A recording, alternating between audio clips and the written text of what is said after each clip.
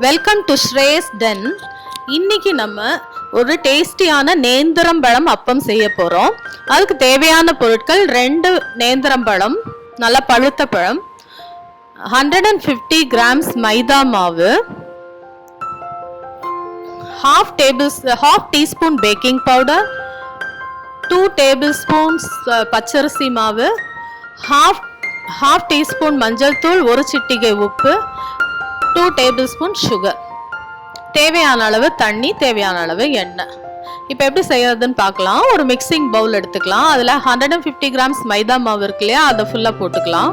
2 வாழைப்பழத்துக்கு நம்ம 150 grams கரெக்டாக இருக்கும். இப்போ பச்சரிசி மாவு ஆட் பண்ணிக்கலாம்.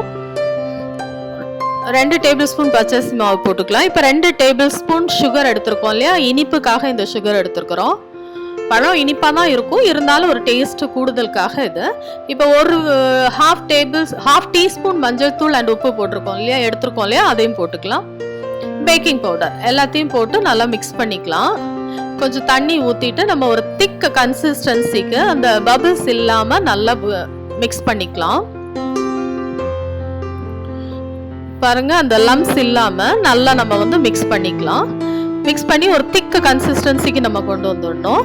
இப்போ பாருங்க, ஸ்பூன்ல எடுத்து அந்த மாவு ஃப்ளோ ஆகணும், அந்த மாதிரி இருக்கணும். ரொம்ப திக்காவும் வேண்டாம், ரொம்ப தண்ணியாகவும் வேண்டாம், இந்த கன்சிஸ்டன்சிக்கு இருந்தால் போதும்.